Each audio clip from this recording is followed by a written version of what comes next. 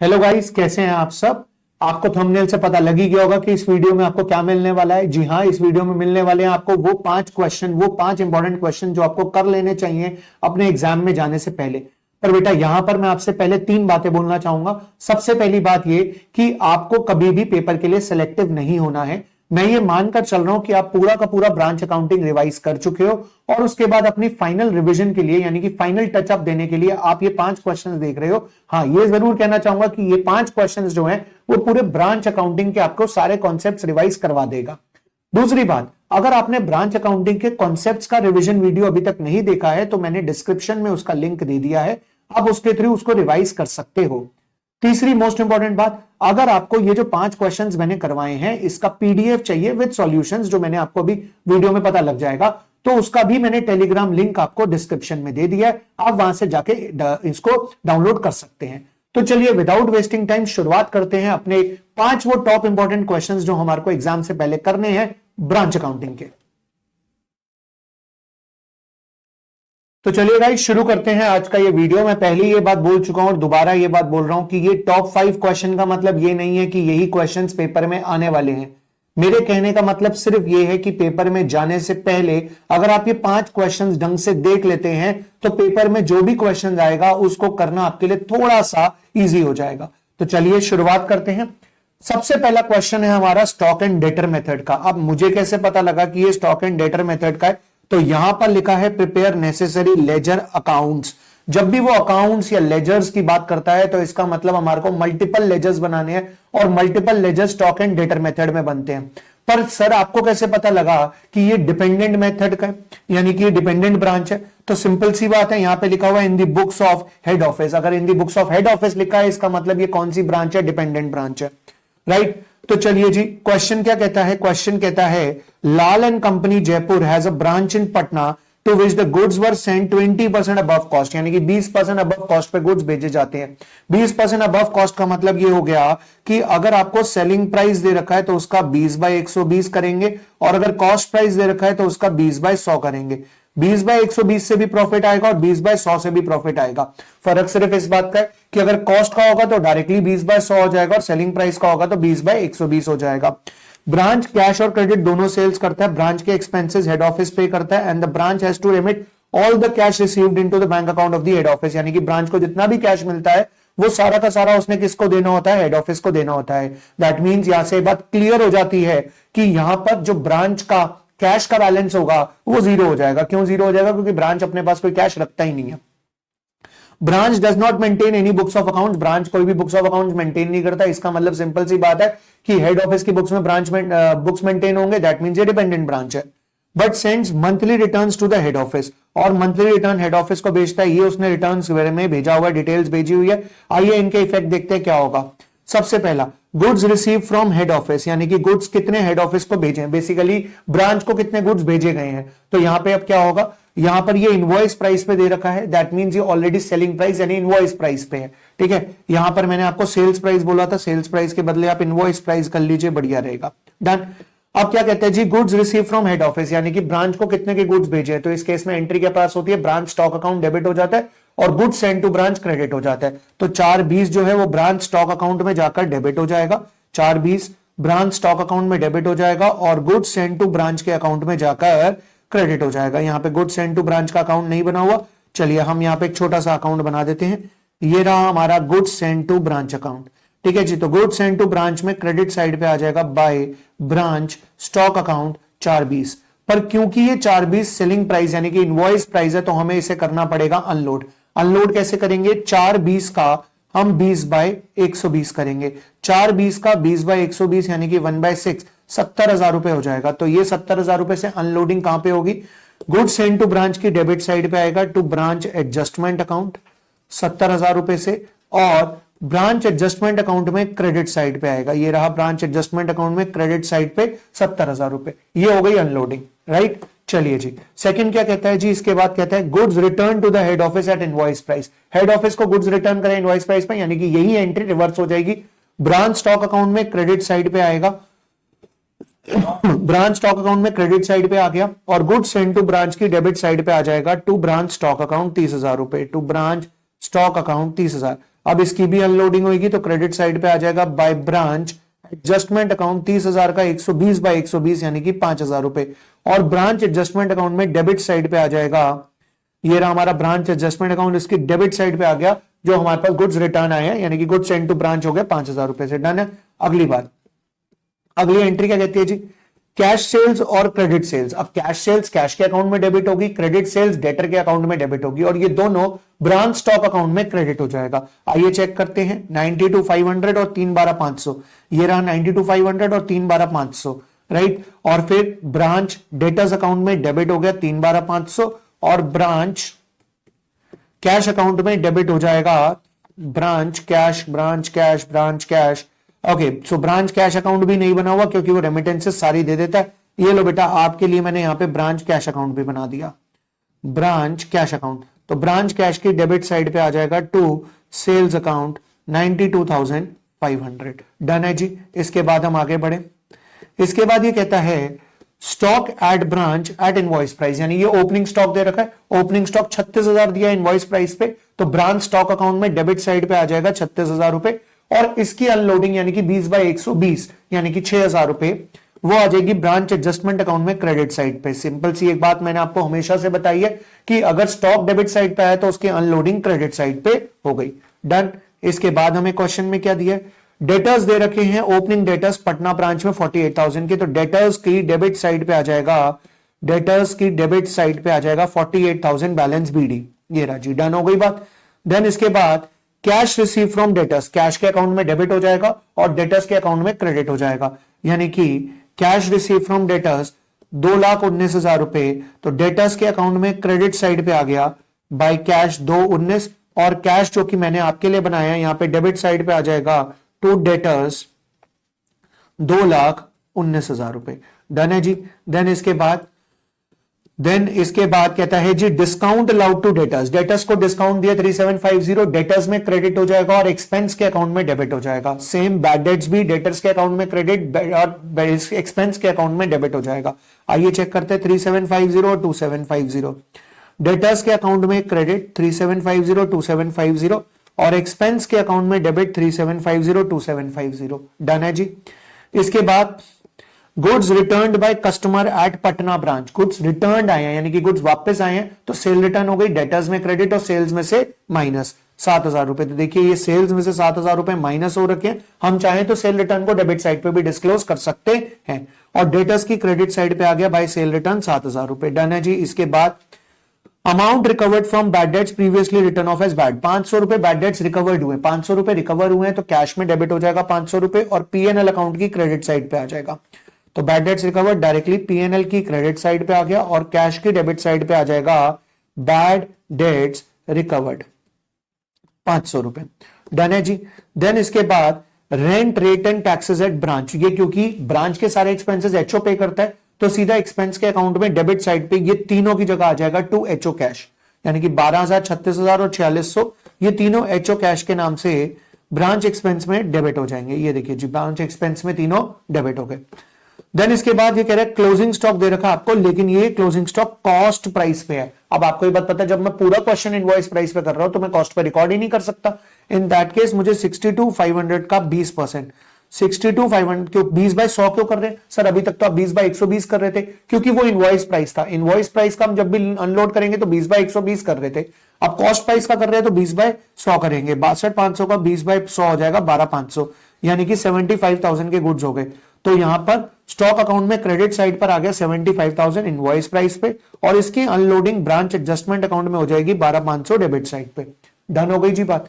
Then इसके बाद हमारे को क्वेश्चन में और कुछ नहीं दे रखा, क्वेश्चन कंप्लीट हो जाता है हमारा। तो इन दैट केस हम सबसे पहले टोटल करेंगे अपने ब्रांच स्टॉक अकाउंट का, जहां से हमारे पास 47,800 का नॉमिनल ग्रॉस प्रॉफिट आ जाएगा, जो हम चाहें तो ब्रांच एडजस्टमेंट अकाउंट में भी ट्रांसफर कर सकते हैं या सीधा ब्रांच पीएनएल में भी डाल सकते हैं।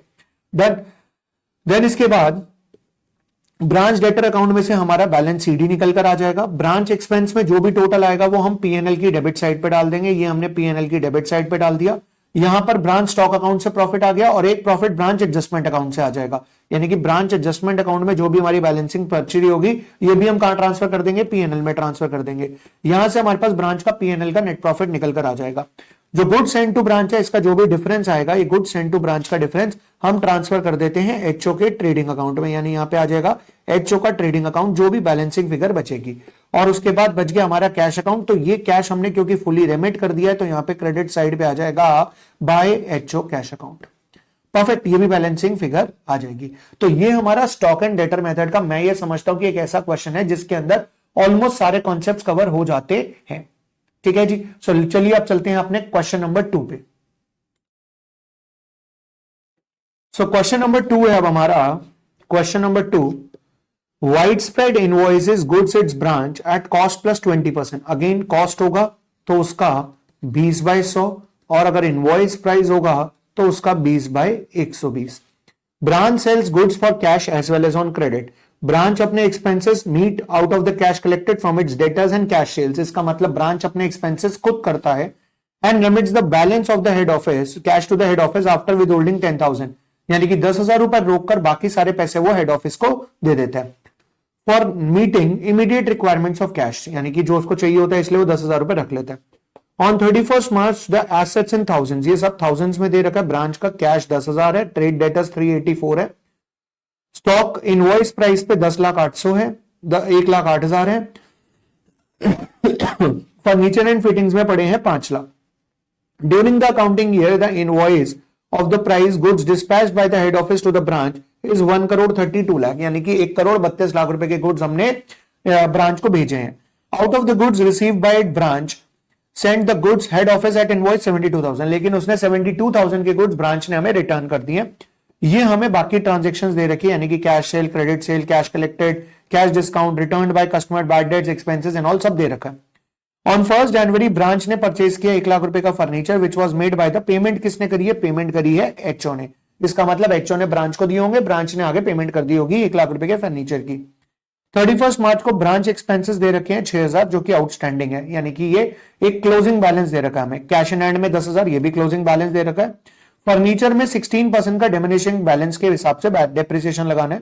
प्रिपेयर ब्रांच अकाउंट, अगर ये अकाउंट्स बोलता, अगेन ये question stock and debtor method का बन जाता, तो यहां पे बोला है उसने ब्रांच अकाउंट। अकाउंट का मतलब ये क्वेश्चन किसका हो गया? सिर्फ डेटर्स मेथड का, यानी कि यहां पर हमें वो ट्रांजैक्शन ब्रांच अकाउंट में रिकॉर्ड करनी है जो हेड ऑफिस और ब्रांच के बीच में हुई है। अगर कोई ट्रांजैक्शन हेड ऑफिस और ब्रांच के बीच की नहीं है, यानी कि ब्रांच ने किसी और के साथ करी है, तो वो यहां पे रिकॉर्ड नहीं होगी। ओके, तो चलिए शुरुआत करते हैं। सबसे पहले रिकॉर्ड होगा ब्रांच अकाउंट में डेबिट साइड पे ओपनिंग बैलेंसेस। ओपनिंग बैलेंसेस में टू बैलेंस बीडी करके आएगा, कैश का 10, डेटर्स का 384, स्टॉक का 1080 और फर्नीचर का 500। तो देखिए डेटर्स स्टॉक ब्रांच अकाउंट की डेबिट साइड पे कैश, ट्रेड डेटर्स, स्टॉक और फर्नीचर आ गया।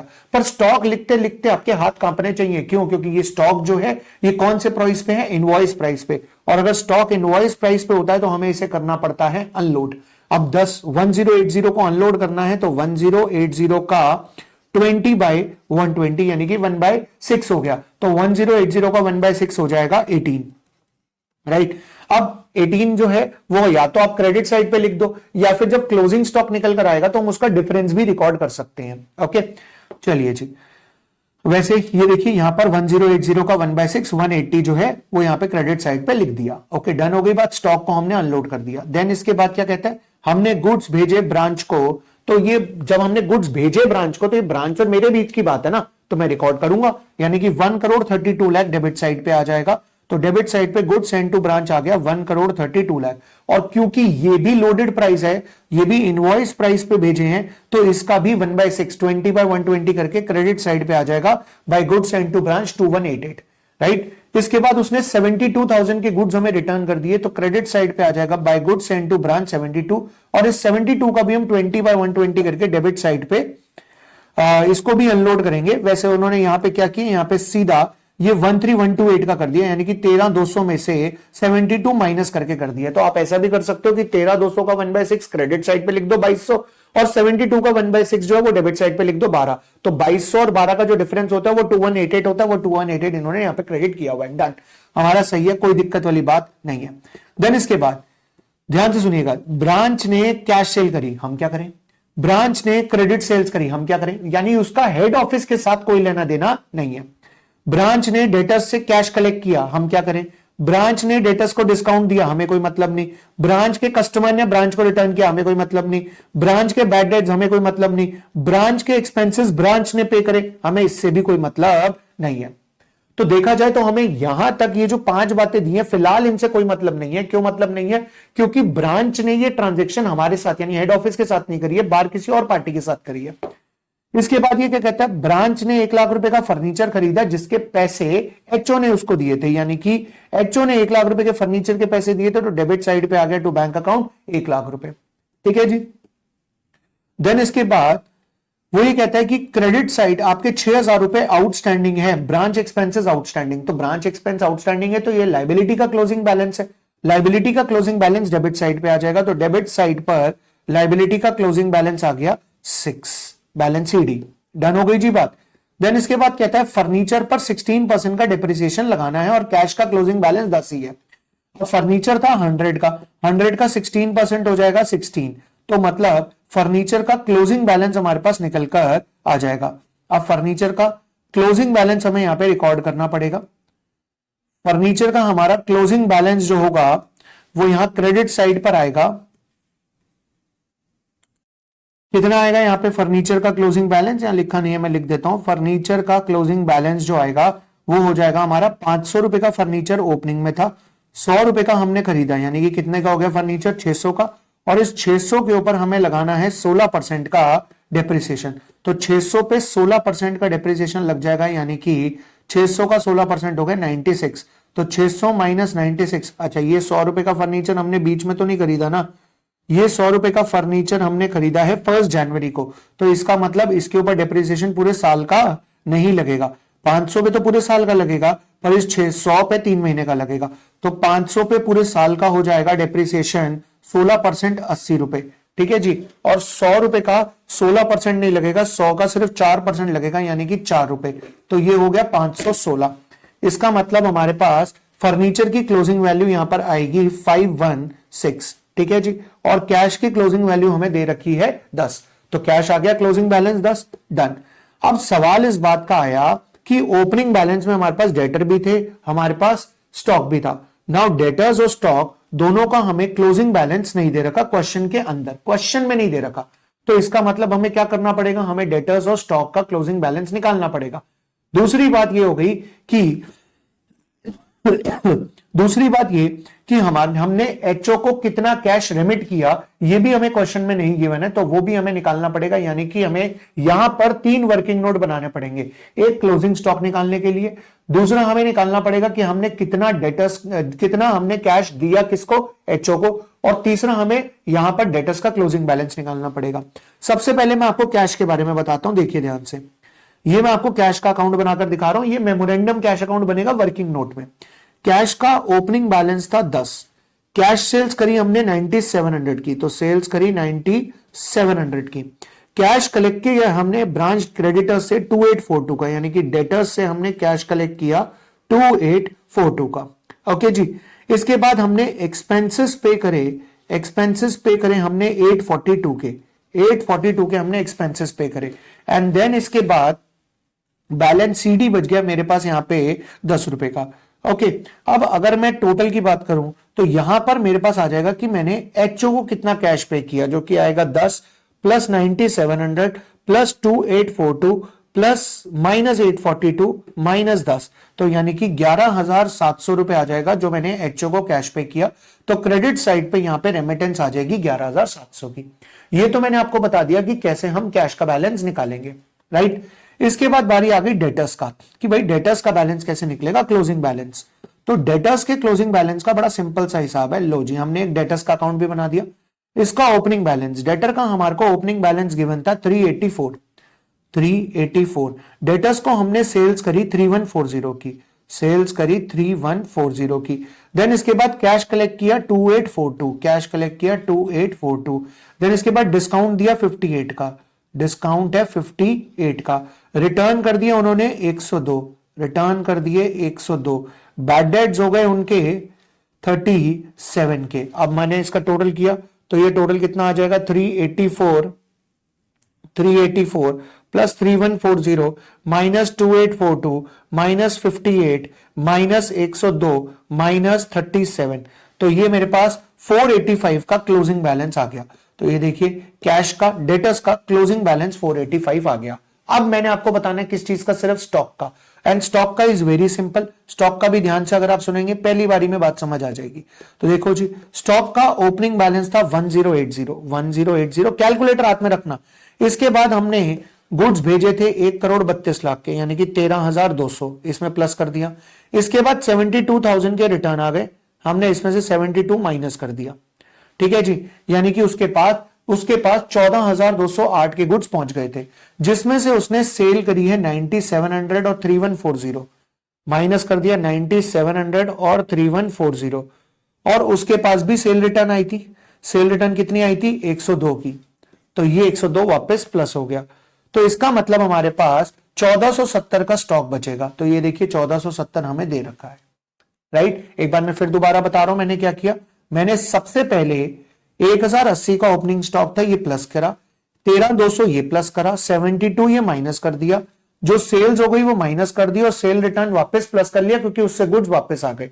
तो इन शॉर्ट मेरे पास 1470 का क्लोजिंग स्टॉक बच गया। ये जो 1470 का क्लोजिंग स्टॉक बचा, ये कौन से प्राइस पे? इनवॉइस प्राइस पे। तो मुझे इसे भी अनलोड करना पड़ेगा कौन सी साइड पे? डेबिट साइड पे। तो मैंने इसे डेबिट साइड पे 1470 का 1/6 किया, 245 अनलोड हो गया, और ये आ गया मेरा नेट प्रॉफिट, जो कि मैं एचओ के पीएनएल अकाउंट में ट्रांसफर कर दूंगा। तो ये है मेरा डेटर्स डिपेंडेंट ब्रांच का दूसरा मेथड, डेटर्स मेथड। चलिए अब मैं चल रहा हूं क्वेश्चन नंबर 3 पे। चलिए जी क्वेश्चन नंबर 3 स्टार्ट करते हैं। क्वेश्चन नंबर 3 कहता है पास necessary journal entry in the books of an independent branch. अब यहां पर इंडिपेंडेंट ब्रांच है, तो इंडिपेंडेंट ब्रांच के केस में ब्रांच अपनी एंट्री पास करेगा, एचओ अपनी एंट्री पास करेगा, राइट। अब ये बात तो आपको कॉन्सेप्ट वाइज पता है। ओके, अब मैं मान लो जी ब्रांच हूं, आप एचओ हो, मैं आपकी बुक्स में भी बताऊंगा क्या एंट्री पास होगी। फिलहाल इस क्वेश्चन में सिर्फ मेरी बुक्स में यानी कि ब्रांच की बुक्स में बताना है, बट मैं आपकी बुक्स में भी बता दूंगा। सबसे पहले वो ये कहते हैं इनकम है 2800 रुपीज की, allocated to the branch by the head office. आपने मुझे एक इनकम दी है, अगर आपने मुझे एक इनकम दी है तो आपके अकाउंट में इनकम, आपके बुक्स में इनकम डेबिट हो जाएगा और मेरी बुक्स में इनकम क्रेडिट हो जाएगा। ठीक है जी, आपकी बुक्स में इनकम डेबिट तो ब्रांच क्रेडिट, मेरी बुक्स में इनकम क्रेडिट तो हेड ऑफिस डेबिट, यानी मेरी बुक्स में एंट्री पास होगी head office account debit to income account. Then second part क्या कहते हैं, branch paid 3,000 rupees salary to the head office manager. मैंने आपके मैनेजर को सैलरी पे करी है 3,000 रुपीज की, but amount paid had been debited to branch by the branch to salary account. लेकिन मैंने उसको अपनी सैलरी अकाउंट में डाल दिया। ना ना ना ना ना, अगर मैंने आपके बिहाफ पे सैलरी पे करी है तो आपको डेबिट करना चाहिए था, यानी मुझे डेबिट करना चाहिए था हेड ऑफिस को, पर मैंने डेबिट कर दिया सैलरी को। तो अब मैं क्या करूंगा, सैलरी को क्रेडिट कर दूंगा और हेड ऑफिस को डेबिट करूंगा। आप क्या करेंगे, आप सैलरी को डेबिट करेंगे क्योंकि आपकी सैलरी, और ब्रांच को क्रेडिट कर दोगे, यानी आप एंट्री पास करोगे सैलरी टू ब्रांच और मैं करूंगा हेड ऑफिस टू सैलरी। तो ये हो गया head office to salary. Then इसके बाद ब्रांच ने ट्रैवलिंग एक्सपेंसेस इनकट करे 5,000 on the behalf of branches. बाकी ब्रांचेस के बिहाफ पे मैंने 5,000 रुपए खर्चे। भाई मैं बाकी ब्रांचेस को नहीं जानता, अगर मैंने बाकी ब्रांचेस के बिहाफ पे भी खर्चा तो मैं यही बोल दूंगा मैंने आपके बिहाफ पे खर्चा है, मतलब मैं एंट्री पास कर दूंगा एचओ टू कैश, यानी मैंने एंट्री पास कर दी HO to cash. Next part, एक 1.5 लाख रुपए का रेमिटेंस था सेंड बाय द ब्रांच। आपने एक 1.5 लाख रुपए का रेमिटेंस मैंने आपको भेजा, not received by the head office, लेकिन आपको रिसीव नहीं हुआ। एक बात बताओ, एक ये है कैश इन ट्रांजिट, और कैश इन ट्रांजिट की एंट्री कौन पास करता है, रिसीवेबल पार्टी। भाई मैंने तो भेज दिया था, आपको रिसीव होना था, आप एंट्री पास करो, आप करोगे cash in transit to branch, मैं कोई एंट्री पास नहीं करूंगा, यानी कि मेरी बुक्स में कोई एंट्री रिक्वायर्ड नहीं है। नेक्स्ट, हेड ऑफिस ने एलोकेट कर दिए 75,000 to the branch head office के एक्सपेंसेस। आपने अपने एक्सपेंसेस मेरे ऊपर डाल दिए, तो आपके एक्सपेंस कम हो गए, आप एक्सपेंस को क्रेडिट करोगे, मैं एक्सपेंस को डेबिट कर दूंगा। तो मेरे पास एंट्री हो जाएगी एक्सपेंस टू एचओ और आपके पास हो जाएगी ब्रांच टू एक्सपेंस। तो मेरी एंट्री हो गई expense account debit to HO, बोलो जी डन है, और आपकी हो जाएगी branch to expense. Next, head office collected 30,000 directly from a branch customer. आपने मेरे डेटर से डायरेक्टली पैसा ले लिया, इसका मतलब आपने मुझसे पैसा ले लिया। तो आपने एंट्री के पास करेंगे, आप एंट्री पास करेंगे cash account debit to branch, क्योंकि आपने मेरे से पैसा लिया एक तरह का। मैं क्या कहूंगा कि हेड ऑफिस को डेबिट कर दूंगा और डेटर को क्रेडिट, यानी कि मेरे डेटर कम हो गए और मैंने पैसा आपको दे दिया, तो head office account debit to debtors. Next, goods dispatched by the head office amounted to ₹10,000। आपने गुड्स डिस्पैच कर दिए मेरे पास but not received by the branch, पर मेरे को अभी तक रिसीव नहीं हुए हैं, इसका मतलब मेरे लिए ये स्टॉक इन ट्रांजिट है। अब एंट्री मैं पास करूंगा, आप नहीं पास करेंगे, राइट। तो मेरी बुक्स में एंट्री क्या हो जाएगी, स्टॉक इन ट्रांजिट यानी goods in transit account debit to head office account. ये जर्नल एंट्री का क्वेश्चन है, ये पेपर में कई बार आ जाता है। और एक क्वेश्चन ऐसा भी है जो मैंने इसमें लिखा नहीं है, बट वो भी बहुत इंपॉर्टेंट है, जहां पर हमें इंटर ब्रांच ट्रांसफर की एक सिंगल एंट्री पास करनी होती है। वहां पर हम क्या करते हैं, सबकी एक ही एंट्री पास होती है, receiving branch account debit to sending branch account, right. तो वहां पर भी आपको इस बात का ध्यान देना है कि वो क्वेश्चन भी एक इंपॉर्टेंट है, वो क्वेश्चन भी जरूर याद से कर लीजिएगा। ओके, चलिए अब मैं बढ़ रहा हूं अपने अगले क्वेश्चन की तरफ। चलिए जी, आइए क्वेश्चन नंबर 4 पे आएंगे। KP manufactures a range of goods which it sells to its wholesale customer only from its head office, यानी कि जो हेड ऑफिस से वो होलसेल कस्टमर को गुड्स सेल करता है। इन एडिशन हेड ऑफिस जो है वो एक नई ब्रांच को गुड्स ट्रांसफर करता है फैक्ट्री कॉस्ट प्लस 15% पे, यानी कि जो हेड ऑफिस है वो होलसेल कस्टमर्स को भी बेचता है और साथ साथ ब्रांच को भी बेचता है। ब्रांच को ये बेचता है 100 प्लस 15% पे, यानी कि जो भी फैक्ट्री कॉस्ट है प्लस 15% पे। ब्रांच इस गुड्स को पब्लिक में बेचती है सिर्फ कैश में। Selling price to the wholesale customer is design to give a factory profit of amount 30% on the sales value. अब जब ये हेड ऑफिस को बेचता है तो हेड ऑफिस को ये बेचता है कॉस्ट प्लस यानी 100 प्लस 30% पे। ओके जी, देन इसके बाद selling price to the general public is design to give a gross margin of 30% of the sales value. अच्छा जी, 30% बेटा सेल्स वैल्यू का है, 100 प्लस 30% नहीं है, यानी कि ये 30% ऑफ सेल्स है। ओके, देन इसके बाद the selling price to the general public, general public को भी जो ब्रांच जनरल पब्लिक को बेचेगा तो ब्रांच भी जो बेचेगा वो कितना बेचेगा, सेलिंग प्राइस का 30%, यानी कि जितने की सेल करेगा उसका 30% उसका प्रॉफिट होना चाहिए। Company operates from rented premises and लीजेस other type of fixed assets, और बाकी सारी एसेट्स फिक्स लीज पे ली हुई है। रेंट और हायर चार्जेस ऑलरेडी ओवरहेड्स में इंक्लूडेड है, आपको कुछ करने की जरूरत नहीं है। आपने बनाना है profit and loss account HO का, ब्रांच का और पूरे बिजनेस का, और साथ ही साथ आपको बनानी है पूरे बिजनेस की बैलेंस शीट, राइट।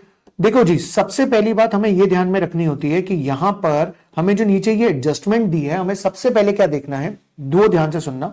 सबसे पहले हमें यह देखना है कि ये inter unit accounts, inter unit accounts का मतलब होता है एचओ की बुक्स में ब्रांच का अकाउंट और ब्रांच की बुक्स में एचओ का अकाउंट, क्या ये दोनों आपस में मैच कर रहे हैं। तो हमने ये देखा कि ये कहता है, हेड ऑफिस कहता है कि मैंने ब्रांच से 5,000 रुपए लेने हैं, डेबिट है ना, मतलब ब्रांच से 5,000 लेने हैं। पर ब्रांच कहता है कि मैंने एचओ को 2,000 रुपए देने, यानी कि ब्रांच और एचओ एक दूसरे से अलग अलग बातें कर रहे हैं। दैट मीन्स ब्रांच और एचओ का अकाउंट आपस में मैच नहीं है। तो इन दैट केस सबसे पहले हमें बनानी पड़ती है रिकंसिलिएशन। रिकंसिलिएशन के लिए हमने नीचे गए और नीचे लिखा है कि 28 दिसंबर को ब्रांच ने 1,500 रुपए हेड ऑफिस को दिए थे, पर वो हेड ऑफिस को अभी तक मिले नहीं है। तो इसका मतलब सबसे पहले इस बताओ, इसकी एंट्री पास कौन करेगा, ब्रांच या हेड ऑफिस। अब क्योंकि हेड ऑफिस को अभी तक नहीं मिले हैं तो हेड ऑफिस करेगा, रिसीवेबल पार्टी हेड ऑफिस है, तो हेड ऑफिस क्या करेगा, एंट्री पास करेगा cash in transit account debit to branch. मतलब हेड ऑफिस की बुक्स में इसकी एंट्री पास हो जाएगी cash in transit account debit to branch, कितने से, 1,500 से।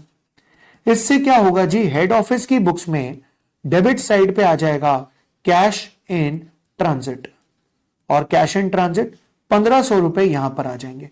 और अब ब्रांच का अकाउंट 5,000 से कम होकर रह जाएगा 3,500 से, क्योंकि ब्रांच को आपने क्रेडिट कर दिया ना, तो क्रेडिट कर दिया तो 1,500 से कम हो जाएगा। ओके, आगे पढ़ते हैं। Also on the same date head office ने गुड्स डिस्पैच करे थे ब्रांच को 1,500 के, पर ये ब्रांच को अभी तक नहीं मिले। इसका मतलब ब्रांच को अभी तक गुड्स नहीं मिले। अब अगर ये ब्रांच को गुड्स नहीं मिले तो इसको हम बोलते हैं गुड्स इन ट्रांजिट। और गुड्स इन ट्रांजिट की एंट्री कौन पास करेगा, ब्रांच। तो ब्रांच एंट्री पास करेगा goods in transit account debit to HO. तो ब्रांच एंट्री पास करेगा goods in transit account debit, goods in transit branch के account में 1,500 रुपए डेबिट हो जाएंगे टू एचओ, और एचओ 1,500 से क्रेडिट हो जाएगा तो एचओ का अकाउंट भी 3,500। अब यहां पर अगर आप देखो तो इंटर यूनिट अकाउंट्स मैच हो गए हैं, यानी कि 3,500 दोनों आपस में मैच हो गए, हमारा काम कंप्लीट हो गया। तो स्टेप नंबर 1 में हमें रिकंसिलिएशन बनानी थी, जो कि हमने बना ली। स्टेप नंबर 2 में कह रहा है द रॉ मटेरियल का स्टॉक हेड ऑफिस के पास 2,300 रुपए का है, यानी कि रॉ मटेरियल का क्लोजिंग स्टॉक हमें दे रखा है। किसके पास होगा रॉ मटेरियल का क्लोजिंग स्टॉक, हेड ऑफिस के पास होगा। कह रहा है there is no stock losses incurred at the head office और एट ब्रांच, यानी कि ब्रांच और हेड ऑफिस दोनों पे स्टॉक का कोई भी लॉस नहीं है। तो दैट मींस क्रेडिट साइड पे बैलेंसिंग फिगर जो बचेगी वो क्लोजिंग स्टॉक होगा। कंपनी की वैल्यू है कि कंपनी फिनिश गुड्स को हेड ऑफिस में रिकॉर्ड करती है फैक्ट्री कॉस्ट पे, ऑब्वियसली कॉस्ट पे ही रिकॉर्ड किया जाता है, कभी भी सेलिंग प्राइस पे रिकॉर्ड किया ही नहीं जाता। और there is no opening and closing stock of work in progress, work in progress का भी कोई ओपनिंग और क्लोजिंग स्टॉक नहीं है। ब्रांच के एम्प्लॉइज का एक बायलेटरल एग्रीमेंट के अंडर हमने 156 रुपीज का बोनस देना है, तो इसका मतलब ब्रांच क्या करेगा, ब्रांच एक एंट्री पास करेगा बोनस अकाउंट डेबिट, तो बोनस डेबिट हो जाएगा 156 से टू आउटस्टैंडिंग बोनस, और आउटस्टैंडिंग बोनस क्रेडिट हो जाएगा 156 रुपीज से। तो ये हमारा फ्रेश ट्रायल बैलेंस बनकर आ गया। अब इस फ्रेश ट्रायल बैलेंस के बेसिस पे हमें बनाना है, क्या बनाना है हमें बनाना है इसका ब्रांच का और कंपनी का और टोटल P&L अकाउंट। अब सुनना जी ध्यान से कैसे बनेगा, और साथ में बैलेंस शीट तो बनानी है। पहले हम बात कर रहे हैं ट्रेडिंग P&L पे। रॉ मटेरियल परचेज जाएगा ट्रेडिंग की डेबिट साइड पे, डायरेक्ट वेजेस ट्रेडिंग की डेबिट साइड पे, फैक्ट्री ओवरहेड्स ट्रेडिंग की डेबिट साइड पे, रॉ मटेरियल फिनिश गुड्स का ओपनिंग स्टॉक ट्रेडिंग की डेबिट साइड पे, इसका भी फिनिश गुड्स ट्रेडिंग की डेबिट साइड पे। ये जो सारे बात कर रहा हूं ये सारे जाएंगे हेड ऑफिस के ट्रेडिंग की डेबिट साइड पे, और ये ब्रांच के ट्रेडिंग की डेबिट साइड पे। आइए चेक करते हैं, ये देखिए जी फिनिश गुड्स का ओपनिंग स्टॉक ब्रांच का भी आ गया, हेड ऑफिस का भी आ गया। रॉ मटेरियल का उन्होंने क्या किया, रॉ मटेरियल कंज्यूम्ड कर दिया, यानी कि opening plus purchases minus closing कर दिया, डन है, कोई बात नहीं। ये वेजेस आ गई, ये फैक्ट्री ओवरहेड्स आ गए, डन है जी। देन इसके बाद यहां तक तो हमने ट्रेडिंग, डेटर्स तो बैलेंस शीट में जाएगा, कैश भी बैलेंस शीट, ये तीनों जाएंगे हमारे P&L में। अभी हम P&L की बात नहीं कर रहे। इसके बाद में आया ये देखिए जी, गुड्स सेंड टू ब्रांच है 46,000, गुड्स सेंड टू ब्रांच कितना है 46, तो ट्रेडिंग की क्रेडिट साइड पे हेड ऑफिस में आ जाएगा goods send to branch 46,000, done हो गई बात।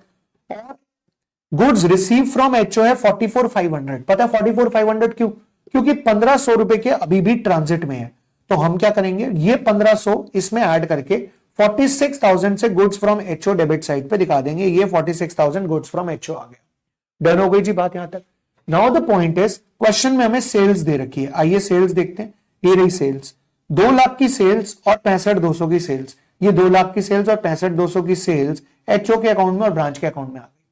नाउ द पॉइंट इज, हमें चाहिए gross profit, gross profit given नहीं है, ग्रॉस प्रॉफिट निकल भी नहीं सकता क्योंकि हमारे को क्लोजिंग स्टॉक भी गिवन नहीं है।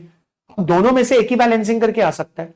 अब ग्रॉस प्रॉफिट निकल सकता है कैसे, देखिए जी, अगर मैं बात करूं, ये देखो इस फ्लो चार्ट को ध्यान से देखो, अगर मैं बात करूं ब्रांच की, तो ब्रांच अपने गुड्स सिर्फ जनरल पब्लिक को बेचता है, वो भी सेलिंग प्राइस का 30%, सेलिंग प्राइस का 30%। तो इसका मतलब ब्रांच का जो प्रॉफिट होगा वो उसकी सेल्स का 30% होगा। ब्रांच की सेल्स, कैलकुलेटर आपके हाथ में होना चाहिए, ब्रांच की सेल्स है 65,200, तो 65,200 का 30% जो है वो हो गया हमारा 19,560, ये निकल कर आ गया। तो इससे क्या होगा कि इनकी बैलेंसिंग फिगर आपका 9560 ग्रॉस क्लोजिंग स्टॉक आ जाएगा। बोलो ये बात डन हो गई। अब बारी आती है एचओ की, जिसको आपने ध्यान से समझना है। अब जो एचओ है ना, एचओ वो 2 जनों को गुड्स बेचता है, एक तो होलसेल कस्टमर को बेचता है, उस पर वो 30% प्रॉफिट कमाता है, जो ब्रांच को बेचता है उस पर 15/115 का प्रॉफिट कमाता है। मेरे कहने का मतलब यह है कि एचओ ने जो गुड्स सेल करे, जो आउटसाइडर को सेल करे 2 लाख, इस 2 लाख का तो 30% प्रॉफिट कमाया, 2 लाख का 30% होता है 60,000, और जो गुड्स इसने 65,200 के ब्रांच को सेल करे, इसके ऊपर इसने प्रॉफिट कमाया 15/115, तो 65,200 डिवाइडेड बाय 115 इंटू 15 इज 85। 65,200 ये ना यार, एक minute, let me check, yes, ओहो 65,200 तो सेल है, 46,000, सॉरी 46,000, इसने गुड्स कितने के भेजे हैं 46,000 के, तो 46,000 का 15/115, बेसिकली जितने के गुड्स उसने ब्रांच को बेचे 15/115, तो ये आ गया 6,000। मतलब एचओ का जो प्रॉफिट है वो 60 + 6 कितना हो जाएगा 66,000 का, राइट। तो इससे इसका क्लोजिंग स्टॉक भी निकल कर आ जाएगा। बोलो क्लियर हो गई बात। अब ये जो तीनों ग्रॉस प्रॉफिट आए हैं हमारे, ये हमने यहां पे क्रेडिट साइड पे ग्रॉस प्रॉफिट को ट्रांसफर कर दिया। ओके, अब बारी आई है जी अदर एक्सपेंसेस लिखने की, तो आइए अदर एक्सपेंसेस लिखते हैं, यानी कि administration expenses 13,900 4,000, salesman salary 22,500 6200, other expenses 12,500 2300, इसके बाद एक और एक्सपेंस है ये दे रखा हमारे को बोनस का 156, तो ये सारे एक्सपेंसेस देखिए यहां पे लिखे होंगे 13,900 4,000, 22,500 6200, 12,500 4300 और 156 रुपए का एक्सपेंस। कहानी तो अब आई है एक जो आपको समझनी है, और वो कहानी क्या है? वो कहानी है स्टॉक रिजर्व की। ओपनिंग स्टॉक के ऊपर स्टॉक रिजर्व क्वेश्चन में ही दे रखा है 1,200 रुपए का। अब आपके पास दो रास्ते हैं, या तो ये प्रोविजन जो ओपनिंग स्टॉक का दिया हुआ है यानी कि स्टॉक रिजर्व, आप इसे पीएनएल में क्रेडिट कर दीजिए, या फिर आप ये देखिए कि आपको स्टॉक रिजर्व कितना चाहिए। मतलब हमारे पास क्लोजिंग स्टॉक आया है 9560, किसका क्लोजिंग स्टॉक? ब्रांच का। ब्रांच को जो हम स्टॉक बेचते हैं 9560 का, ये हम बेचते हैं 15% प्रॉफिट में, यानी कि 15/115। तो मतलब 9560 इंटू 15 डिवाइडेड बाय 115, हमें 1247 रुपए का स्टॉक रिजर्व क्रिएट करना है। कितने का स्टॉक रिजर्व क्रिएट करना है? 1247। अब वो ये कहता है कि 1200 का ऑलरेडी क्रिएट हो रखा है प्रोविजन, तो आप एक काम करो, 47 और क्रिएट कर दो। तो ये 47 कौन क्रिएट करेगा? हेड ऑफिस क्रिएट करेगा। एक बात याद रखना, जब भी इंडिपेंडेंट ब्रांच होगा तो इंडिपेंडेंट ब्रांच के केस में जो अनलोडिंग होती है वो अनलोडिंग कौन करता है? हेड ऑफिस करता है। तो हेड ऑफिस अपनी बुक्स में अपने पीएनएल में अनलोड करेगा 47 rupees. Right, is that clear? तो ये 47 आ गया। अदरवाइज आप क्या कर सकते थे मैं भी आपको बता देता हूं। आप चाहो तो क्रेडिट साइड पे 1200 और डेबिट साइड पे 1247 भी लिख सकते थे। जो क्रेडिट साइड पे 1200 आता वो ओपनिंग स्टॉक का होता, और जो डेबिट साइड पे 1247 आता वो क्लोजिंग स्टॉक का होता। डन, दोनों तरीके सही है, बोथ आर करेक्ट, और इससे आपका नेट प्रॉफिट निकल कर आ जाएगा। अब हम चल दिए बैलेंस शीट पे। जब बैलेंस शीट बनेगी तो बैलेंस शीट पूरी कंपनी की एज अ होल बनेगी। Balance sheet company as a whole जो बनेगी कैसे बनेगी? कैपिटल आएगी 50,000 की,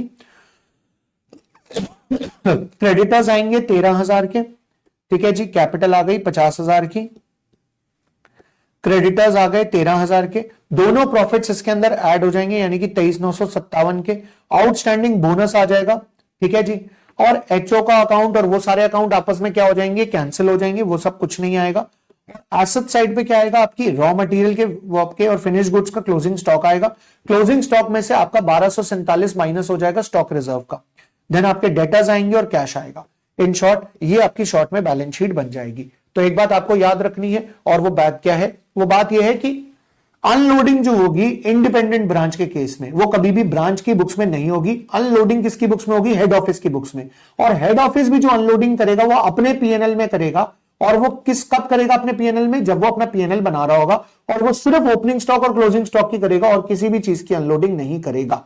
ओके जी, ये था मेरा क्वेश्चन नंबर 4। चलिए बढ़ते हैं अपने क्वेश्चन नंबर 5 यानी कि आखिरी इंपॉर्टेंट क्वेश्चन पे। तो ये है जी हमारा फिफ्थ क्वेश्चन। फिफ्थ क्वेश्चन क्या कहता है जी? Arties limited has a branch at Seattle USA. अब ट्रायल बैलेंस दे रखा है जी। देखो सिंपल सी एक बात है, क्योंकि ये ट्रायल बैलेंस दे रखा है हमारे को फॉरेन उसमें करेंसी में, और हमें इसे पहले कन्वर्ट करना पड़ेगा इंडियन करेंसी में। अब फॉरेन करेंसी से इंडियन करेंसी में ट्रांसलेट करने के लिए हमें एक बात का खास ध्यान रखना होता है कि वो ईफो है या नीफो है। अगर ईफो होता है तो उसमें फर्क क्या होता है? ईफो और नीफो में करंट एसेट्स करंट लायबिलिटी दोनों में क्लोजिंग रेट पे होती हैं, एक्सपेंसेस रेवेन्यूज दोनों में एवरेज रेट पे होते हैं, ओपनिंग स्टॉक ओपनिंग रेट पे, क्लोजिंग स्टॉक क्लोजिंग रेट पे। राइट, सिर्फ फर्क क्या होता है? जो फिक्स एसेट्स होती हैं और जो डिप्रिसिएशन होता है वो ईफो में होता है कन्वर्ट एक्चुअल स्पॉट रेट पे, और जो नीफो होता है नीफो में कन्वर्ट होता है क्लोजिंग रेट पे। दूसरा फर्क ये होता है कि ईफो के अंदर, यानी ईफो पता है ना, इंटीग्रल फॉरेन ऑपरेशन और नॉन इंटीग्रल फॉरेन ऑपरेशन, और ईफो के अंदर जो हमारा डिफरेंस होता है वो हम फ्लक्चुएशन गेन या प्रॉफिट होता है हम उसको पीएनएल में डाल देते हैं, और जो नीफो होता है उसके अंदर हम उसे फॉरेन करेंसी ट्रांसलेशन रिजर्व में डालते हैं यानी कि एफसीटीआर के अंदर डालते हैं। अब अगर हमारे को क्वेश्चन में कुछ भी ना दे रखा हो, जैसे कि इसके अंदर हमें नहीं दे रखा कि ये कौन सा है, तो हम इसको मान के चलेंगे ये कौन सा है? ईफो है। अब ईफो के लिए हमारे को ये ओपनिंग स्टॉक दे रखा है 2000, तो ये ओपनिंग रेट पे कन्वर्ट हो जाएगा। हमारा ओपनिंग रेट है 79, तो 2000 को हम किससे मल्टीप्लाई कर देंगे? 79 से। तो देखिए 79 पे कन्वर्ट हुआ है। इसके बाद जो हमारी परचेजेस सेल्स, ये जो है परचेजेस और सेल्स, और बस परचेजेस और सेल्स जो है वो हमारे कन्वर्ट हो जाएंगे हमारे एवरेज रेट पे। तो परचेजेस और सेल्स 79.5 और 79.5 पे कन्वर्ट हो गए। देन इसके बाद हमारे को सैलरीज दे रखी है 4000 और इसके अंदर 500 रुपए आउटस्टैंडिंग सैलरी ऐड हो जाएंगी।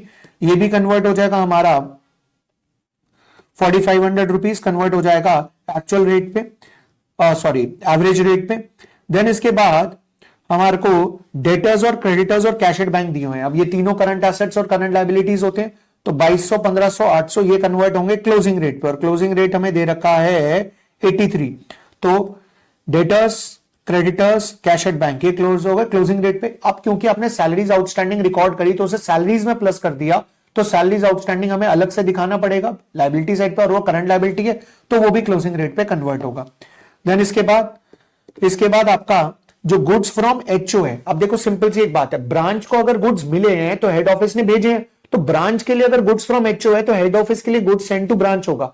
तो इन दोनों का बैलेंस सेम होना चाहिए। तो गुड्स फ्रॉम एचओ को हम कभी भी कन्वर्ट नहीं करते, उसके बदले हम गुड्स सेंड टू ब्रांच ले लेते हैं, जो कि 24 लाख दे रखा है।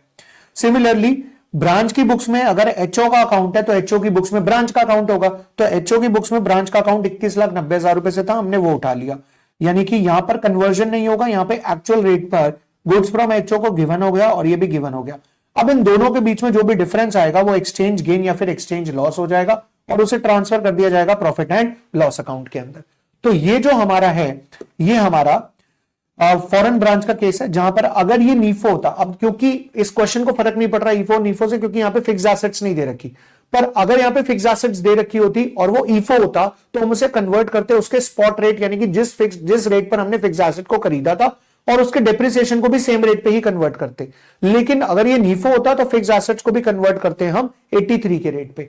तो दोस्तों मैं ये उम्मीद करता हूं कि ये जो 5 क्वेश्चंस मैंने आपको आज करवाए हैं, इसके बेसिस पे ब्रांच अकाउंटिंग का एक मोटा मोटा पूरे चैप्टर का कॉन्सेप्ट आपका रिवाइज हो गया होगा। याद रखना बच्चों, ये क्वेश्चन इनके बेसिस पे आप पेपर देने नहीं जा सकते हो, इनके बेसिस पे आप ये जा सकते हो कि भैया जो आपने पढ़ा था पूरे चैप्टर में वो इन 5 क्वेश्चन के थ्रू पूरे तरीके से रिवाइज हो गया होगा।